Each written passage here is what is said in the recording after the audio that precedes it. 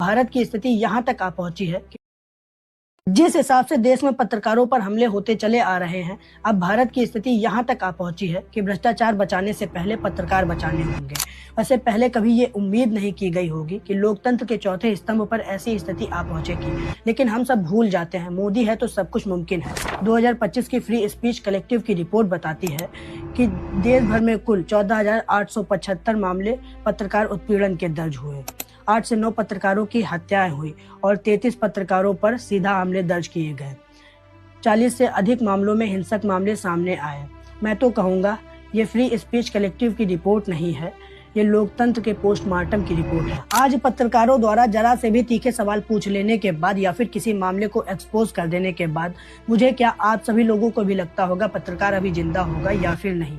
ऐसे विचार इसीलिए आते हैं क्योंकि हम सभी लोगों ने एग्जाम्पल देख रखे हैं। जिस तरह से मुकेश चंद्राकर से लेकर अभी 5 जनवरी की रात को त्रिपुरा की राजधानी अगरतला में 2 आदिवासी पत्रकारों समीर देव वर्मा और जिमी देव वर्मा पर क्रूर हमला हुआ।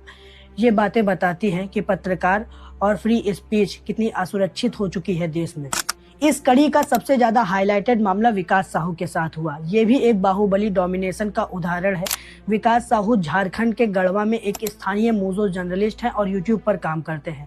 एक जिम्मेदार नागरिक होने के तौर पर उन्होंने एक छुटपुटिया नेता विकास माली, जो अपने आप को एक बाहुबली और बहुत बड़ा समाज सेवी बताता है, विकास साहू ने उसका कन्या विवाह विकास योजना के नाम पर ठग और फ्रॉड का मलाला एक्सपोज किया। इसके बाद जब विकास माली को लगा कि ये तो मेरा भांडा फोड़ रहा है, तब विकास माली ने विकास साहू को लालच देकर बुलाया और विकास साहू को 8 से 10 लोगों से लाठियों से पिटवाया, कपड़े फाड़े, मुंह और पैरों से खून बहने लगा।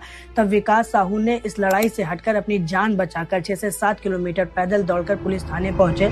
ये मामला इतना हाईलाइटेड होने के बाद भी पुलिस इतनी बेबस है कि विकास साहू की कोई मदद नहीं कर पा रही है, क्योंकि विकास माली ने थाने के ऊपर डोमिनेंस बना रखा है। भला तो ये हुआ कि विकास साहू का मामला इतना हाईलाइटेड हो गया, वरना डोमिनेंस के चलते केस आज विकास माली पर नहीं विकास साहू पर होता, क्योंकि सच बोलने वालों पर पुलिस केस और उनके मर्डर के चांसेस बढ़ जाते हैं। ये उदाहरण साफ दिखाते हैं कि भारत में सवाल पूछना अपराध है।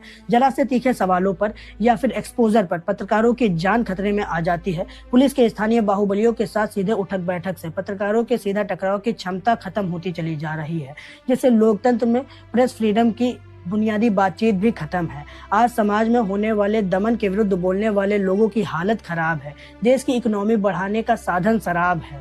भारत की हालत एकदम बेकार है। रेपिस्टों के गलों में हार है, फिर भी अंधभक्त कहते हैं देखो कितनी अच्छी सरकार है। मैं तो फिर भी कहूंगा कि ऐसी जिंदगी जीने पर धिक्कार है।